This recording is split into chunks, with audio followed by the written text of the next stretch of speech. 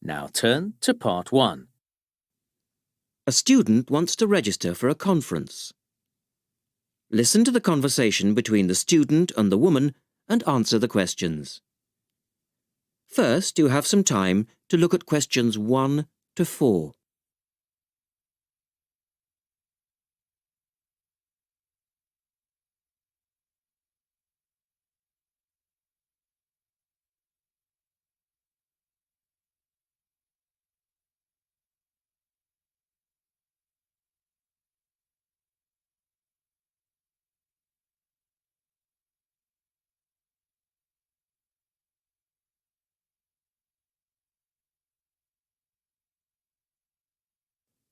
Look at the registration form. Listen carefully and answer questions 1 to 4. Good morning. Good morning. Can I help you? Yes. Is this where we register for the Beyond 2000 conference? Yes. What's your name and I'll get your conference bag. Well, I haven't actually registered yet. I was told I'd be able to register today, so I hope that's okay. I've just arrived in Melbourne. That should be fine if you're a student. I'll need to take your details though. So, can I have your full name? Yes, sure. It's Melanie Mitchell. Is that Mitchell? Yes, that's right. And that's Ms, not Miss. OK, fair enough. And what's your address, Melanie? I live in student accommodation at Sydney University, so my address there is Room 66, Women's College, Newtown. OK. And which faculty are you studying in? I'm in the Faculty of Education. I'm doing a Master's in Primary School teaching. Right. And may I see your student card because I need to verify that you're a current student? Yes, sure. Here it is. My number is 994578ED. The woman asks the student some more questions about the conference. Look at questions 5 to 10.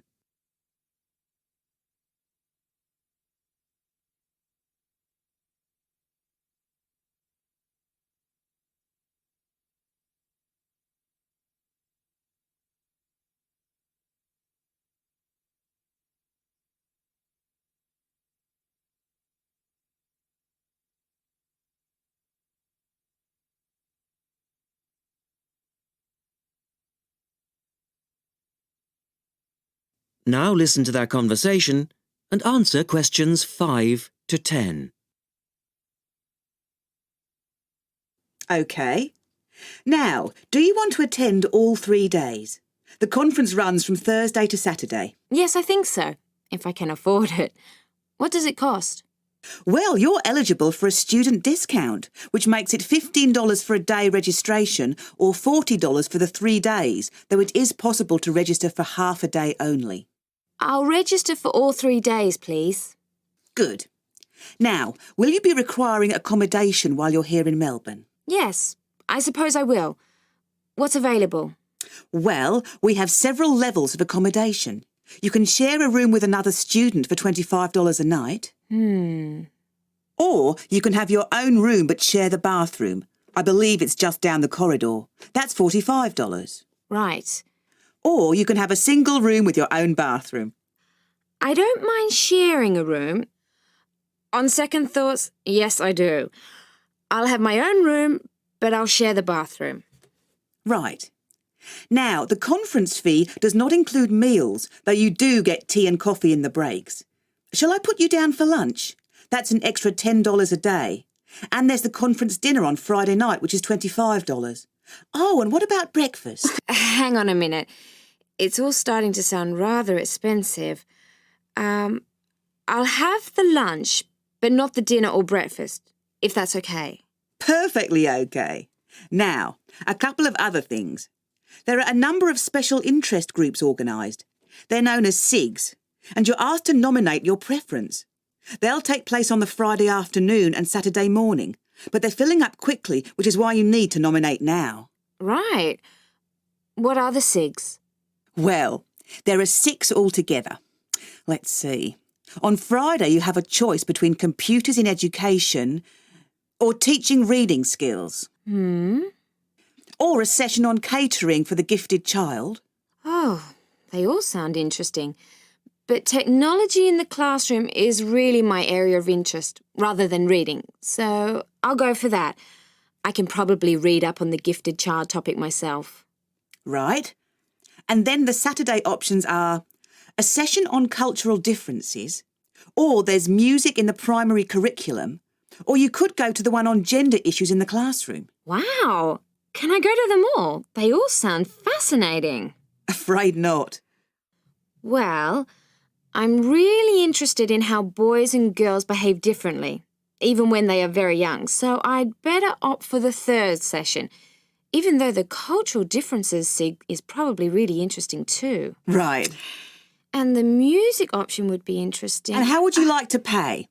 We accept most credit cards or bank cheques, but not personal cheques, I'm afraid. Been caught out too often before.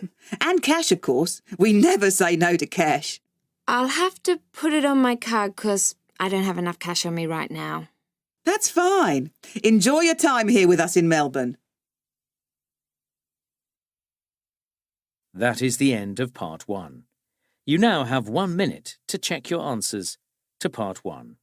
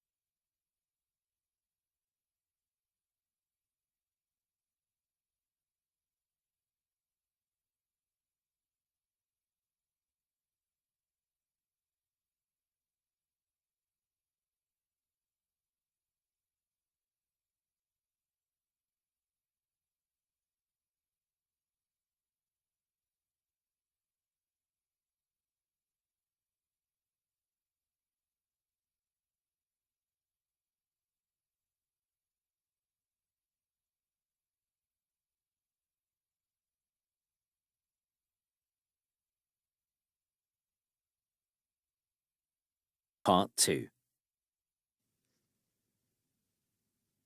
You will hear a woman talking about a number of different beaches to a group of tourists.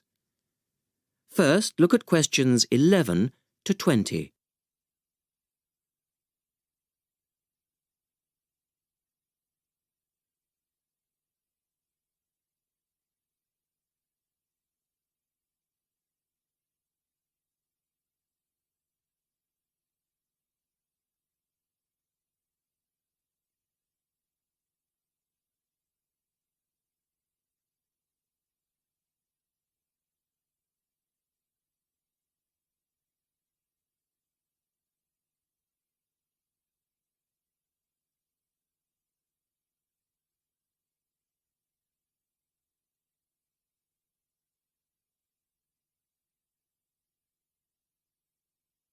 As you listen, answer questions 11 to 20.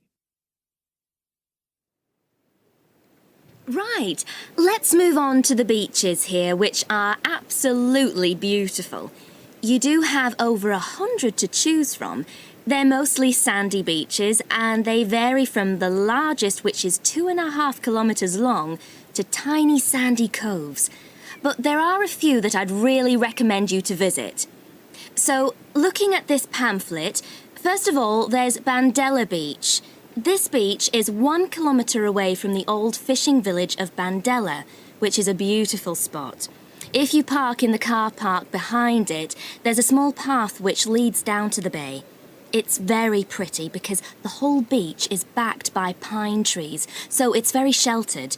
The beach itself is very clean and the water is shallow and safe. That, together with the soft sand, make it an ideal beach for children and non-swimmers. A little further round the coast, again to the east, in the eastern corner of the island, is the spectacular Da Polata Beach, which is basically a long inlet. The land around this beach is marshland. It's all marsh, and there's a stream which winds through it, and the stream goes into the sea. And the beach has lovely pale gold sand. Access to this beach is quite tricky and not for the less energetic. You have to go down a long flight of steps, 190 to be exact. But you'll be relieved to know that there's also a road which winds down to a car parking area. When you're level with the sea, there is a handful of shops and bars, and you can hire some beds and umbrellas. Continuing round the island, just past the tip of Calm, is the next beach I'd suggest you visit, and this is San Get. Why? Because there isn't a beach longer than this on the island. If you want to know, it's exactly 2.5 kilometres long, and that's a bonus because it means it never gets overcrowded. It has golden sand and clear blue water shelving into the sea. There are several beach restaurants to choose from, and water sports are available when the water is calm, but check first. This beach operates a flag system, as the sea can get rough, and you should always swim between the flags. There's a large car park which gives you easy access to the eastern end of the beach, but the western end is much quieter and more wild, as it is harder to reach. Blanaka is another popular beach, just in the northwest corner of the island. It has incredibly white sand and sparkling water. There is ample car parking here and plenty of bars and restaurants. Blanaka has white cliffs all around it, and for those of you who'd like a little more to do than just lazing on the beach, there are caves here which you can explore in the cliffs, and you can also dive into the water from rock platforms along the side of the cove. Well, my final recommendation for today is Disador. Now, this beach isn't quite as easy to get to as the others I've talked about. It's quite a remote little beach, tucked away here next to Blanaka. You can reach Disador by a steep slope which goes over some sandbanks. The beach itself is small and pretty, with reddish-coloured sand and some stony areas on its eastern side. Despite being quite small, the bathing is good, and you can also go fishing here from the rocks at either side. It's a good idea to take some food and drink with you if you decide to go here, as there's only one little bar which isn't always open. So, that should give you plenty of ideas to choose from over the next 2 weeks. And if you have any further questions... That is the end of part 2. You now have half a minute to check your answers to part 2.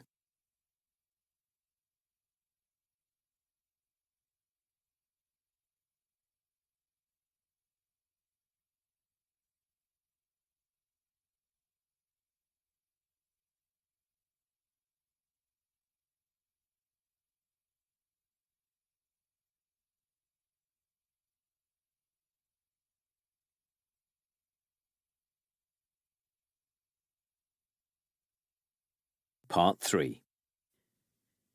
In this section, you will hear a discussion between a male interviewer and a woman who is the manager of a major bookstore. First, look at questions 21 to 24.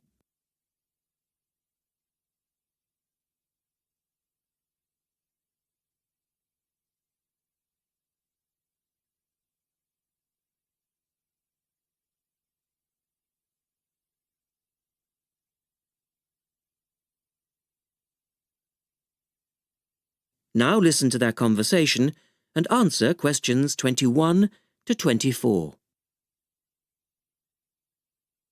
The start of a new academic year is a challenge for booksellers. Lee Rogers talks to one major bookstore manager.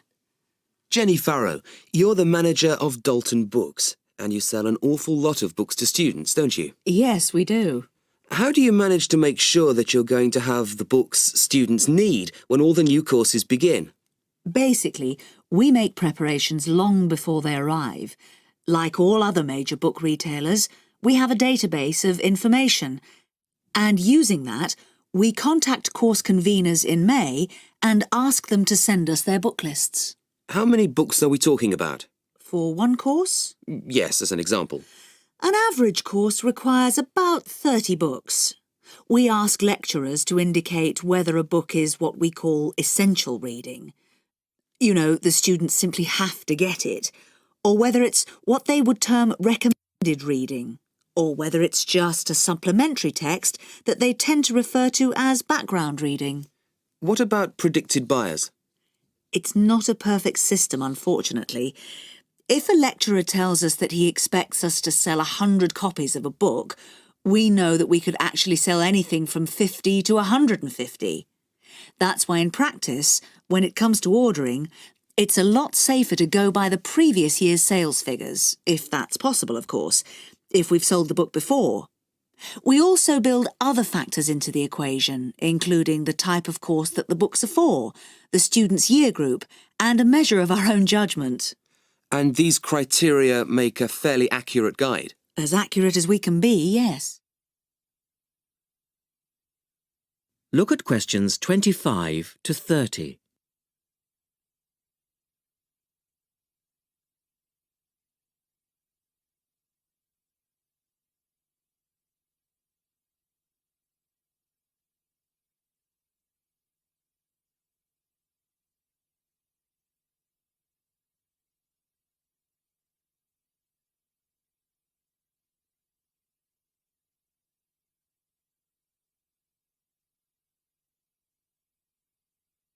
Listen carefully and answer questions 25 to 30. What about the publishers? Do they take an active role in promoting new books? Certainly. The academic and professional publishing market is worth about £700 million a year, so publishers go to some lengths to make sure their books are known. The standard procedure they use is to mail out catalogues to lecturers or colleges and universities. That's been the main form of promotion for years. Now, of course, they can also post details of new or revised works on websites. Some even go so far as writing individual letters to the appropriate lecturers in order to let them know what's coming up. The lecturers then contact you if they're interested? That's right. The publishers send us, the booksellers, inspection copies. Lecturers can then get a free copy and decide whether it's going to be suitable for their course. And how does it work with the students? What are they looking for and who helps them most? I think lecturers are best placed to understand the students' needs. Often the critical issue is what represents value for money for students. This is more important than price per se. Do students actually buy books before they start the course? Apparently, a large proportion of students wait to see what they need. Students have a firm idea of what constitutes a good book, so they tend to give themselves time to look at all the options before making a choice. They tend to go for books that are clear and easy to use. Often, the texts that their lecturers recommend turn out to be too academic and remain here on our shelves. Well, that was Jenny Farrow. And our guest tomorrow will be... That is the end of Part 3. You now have half a minute to check your answers to Part 3.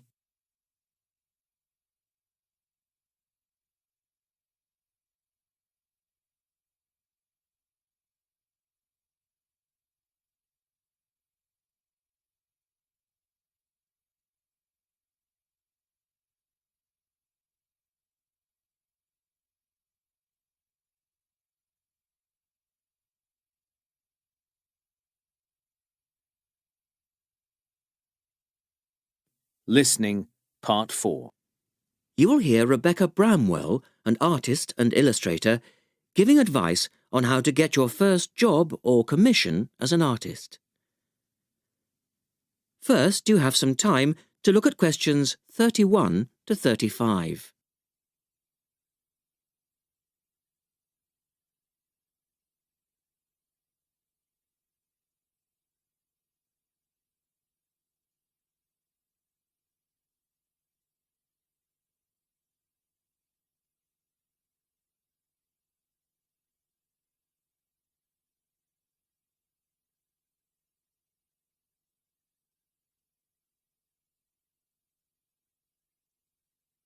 Now listen carefully and answer questions 31 to 35.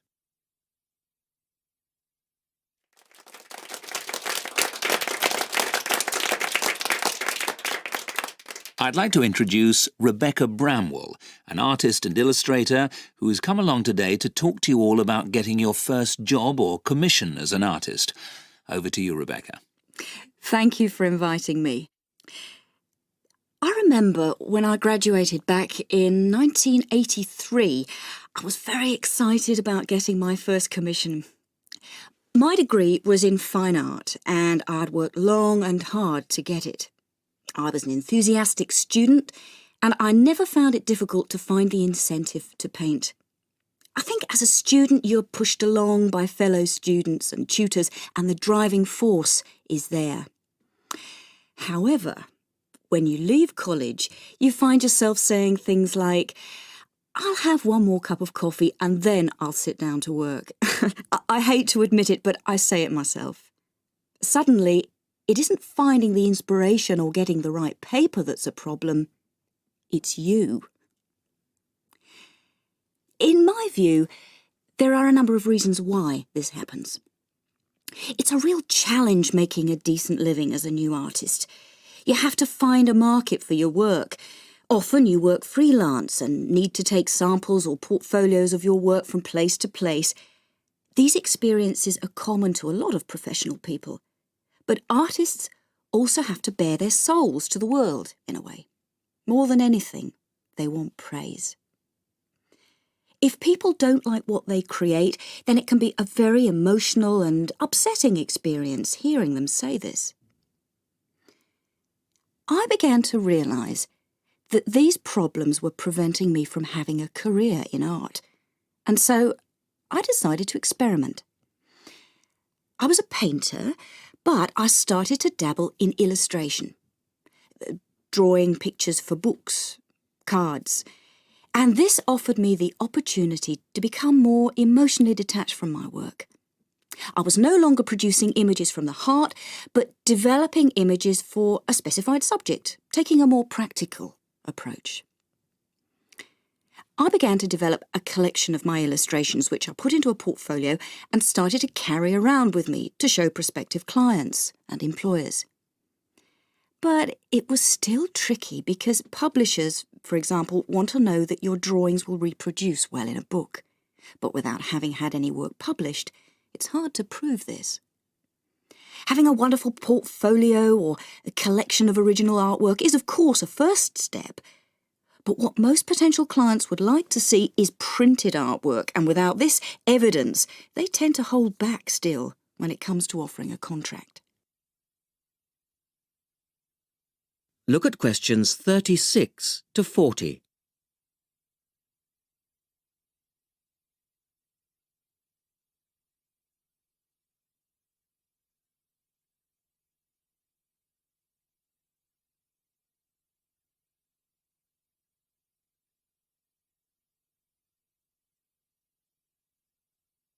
Now answer questions 36 to 40.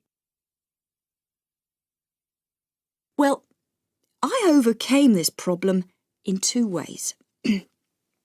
And I suppose this is my advice to you on preparing your portfolio of your best work. The first way was by submitting my work for a competition. And the one I chose was for a horoscope design and was sponsored by a top women's magazine. There are a few of these competitions each year, and they offer new illustrators an opportunity to showcase their work. The other approach I took was to design and print some mock-up pages of a book.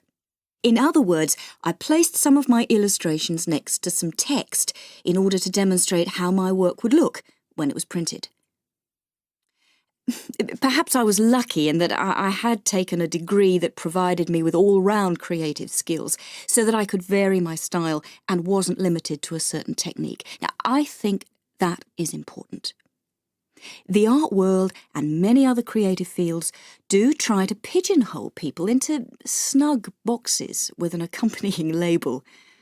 Now, I think you should try to resist this if you feel it happening to you. If you don't, you'll find it difficult to have new work accepted if you try to develop your style at a later stage in your career. Nevertheless, when you start out, and particularly when you're going for an interview, it's important not to confuse people by having a lot of different examples in your portfolio. One remedy for this is to separate your work into distinct categories. In my case, I did this by dividing my design-inspired illustrations from my paintings. It's then easier to analyse the market suited to each portfolio, such as magazines, book jackets, CD covers, etc. Working under two names is also useful, as it clarifies the different approaches and offers a distinction between them. I think it's been hard for artists to be recognised in anything other than the pigeonholes that they've been placed in. Luckily, these barriers are slowly being demolished. So I really do wish you all the very...